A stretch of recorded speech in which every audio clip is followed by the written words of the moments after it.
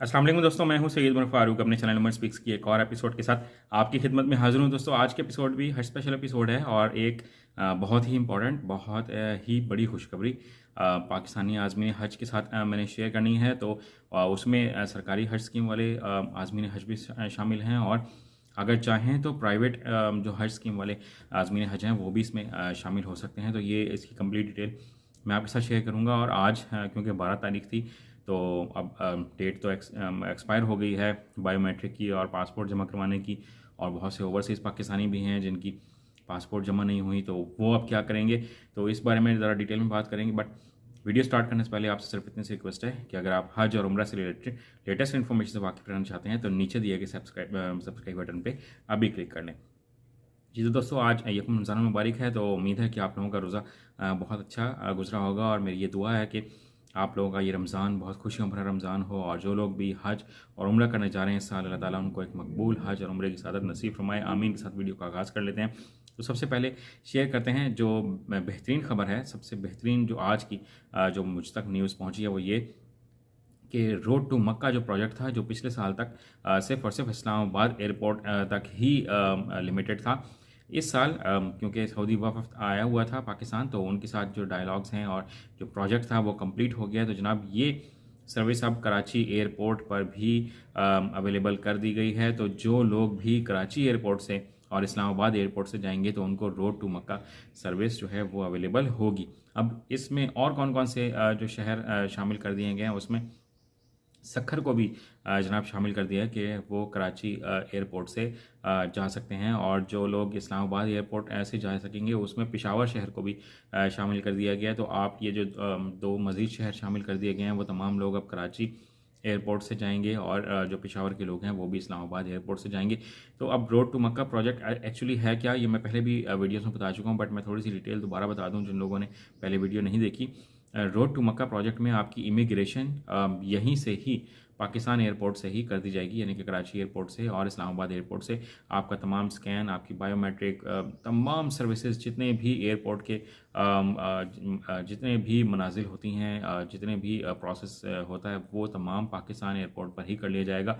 अब आपको जिद्दा या मदीना मुनव्वरा एयरपोर्ट पे अगर लैंड करते हैं तो वहाँ पर आपको लंबी लंबी लाइनों में और इंतज़ार नहीं करना पड़ेगा और अपनी इमिग्रेशन ये तमाम चीज़ें वहाँ जाकर नहीं करवानी है। आप जस्ट लैंड करेंगे इंशाल्लाह और अपने अपने होटल्स को रवाना हो जाएंगे। अब ये रोड टू मक्का प्रोजेक्ट में इंशाल्लाह आने वाले चंद सालों में इसमें लाहौर भी शामिल हो जाएगा, इसमें मुल्तान भी शामिल हो जाएगा और जो बाकी कुछ दीगर जो छोटे शहर हैं वो बाद में शामिल कर लिए जाएंगे। बट अभी जो पाइपलाइन में है वो लाहौर और मुल्तान एयरपोर्ट हैं। ठीक है, तो ये क्योंकि और उसमें मुल्तान और लाहौर इसलिए बहुत ज़्यादा इंपॉर्टेंट है कि लाहौर जो है वो अपर पंजाब में आता है, वहाँ बहुत बड़ी तादाद में लोग जाते हैं। और मुल्तान जनूबी पंजाब में आता है, यहाँ से भी बहुत बड़ी तादाद में लोग जाते हैं। तो ये तमाम लोगों को फैसिलिटी इंशाल्लाह नेक्स्ट ईयर या 2025 या 26 में ये फैसिलिटी मिल जाएगी तमाम आज़मीन हज को। अब जो प्राइवेट जो लोग हज करने जा रहे हैं वो ये काम कैसे कर सकते हैं, तो वो अपने प्राइवेट टूर ऑपरेटर से बात कर सकते हैं कि आप हमें जो सीट्स हैं वो ऐसी करवा के दें कि हम कराची या इस्लामाबाद एयरपोर्ट से जा सकें, ताकि हमें रोड टू मक्का की फैसिलिटी पाकिस्तान में ही अवेलेबल हो जाए। तो आपने उनसे ये डील फाइनलाइज कर लेनी है। इसके अलावा जो गवर्नमेंट ने कुछ डायरेक्शन दी है वो ये कि आप, क्योंकि बहुत से लोग पूछ रहे हैं कि लास्ट डेट क्या है। लास्ट डेट पहले तो गवर्नमेंट ने 29 फरवरी ही रखी थी, बट अभी तक भी बुकिंग्स जारी हैं। तो आप लोग बिल्कुल प्राइवेट हज पैकेज ले सकते हैं जहां पर आपका ट्रस्ट हो। और गवर्नमेंट ने ये कहा है कि आपने बहुत ज़्यादा एहतियात से काम लेना है प्राइवेट टूर ऑपरेटर्स के साथ जब आप लोग पैकेज ले रहे हों, और उसकी पूरी वेरिफिकेशन करें कि क्या वो वाकई में टूर ऑपरेटर्स हैं भी या नहीं।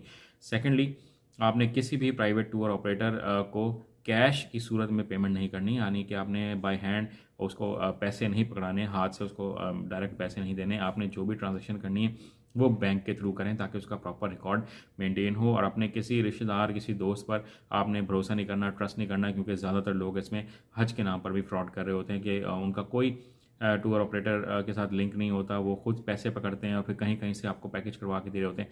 तो आपने इस तरह का कोई पैकेज नहीं लेना है।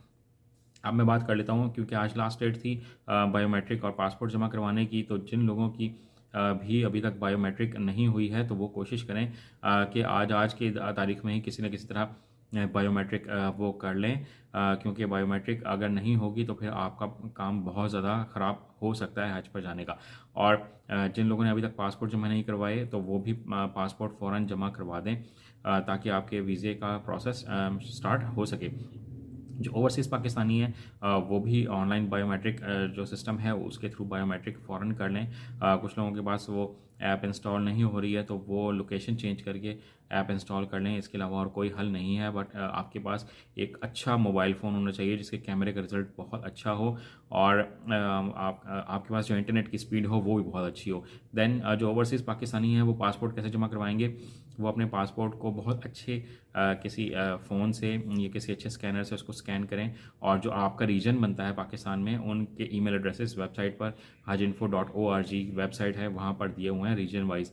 ठीक है, तो आप उनको ईमेल करके अपना प्लान भी बता सकते हैं। और गवर्नमेंट ने ये कहा है कि आपको जो फ़्लाइट स्केड्यूल दिया जाएगा उससे कम से कम 10 दिन पहले पाकिस्तान पहुंचना होगा और पासपोर्ट देना होगा ताकि वीज़ा प्रोसेस कंप्लीट हो सके। इसके अलावा आप कोई चेंज चाहते हैं तो आप उन्हीं ईमेल एड्रेसेस पे उनके साथ कांटेक्ट कर लें ताकि आपका जो प्रोसेस है वो कंप्लीट हो सके। और आपने हज ट्रेनिंग कैंप भी ज्वाइन करना है, हज की ट्रेनिंग भी लेनी है। जितने भी ओवरसीज़ पाकिस्तानी और पाकिस्तानी आज़मीन हज हैं तमाम ने ट्रेनिंग लेनी है। लोग बार बार पूछ रहे हैं कि मिस हो गई है, अगर मिस हो गई है तो आप कांटेक्ट करें वजारत से और उनसे अपने लिए कोई और दूसरा स्केजुअल ले लें, क्योंकि इसके बगैर आपको जब सर्टिफिकेट नहीं मिलेगा, और जब तक आप सर्टिफिकेट नहीं लेंगे ट्रेनिंग का तो आपको हज पर जाने नहीं दिया जाएगा। लास्ट ईयर भी बहुत से लोगों को रोक दिया गया था, उनके पैसे वापस कर दिए गए थे। तो ये तमाम डिटेल्स हैं जनाब। वैक्सीनेशन भी होगी और आपको सामान भी दिया जाएगा।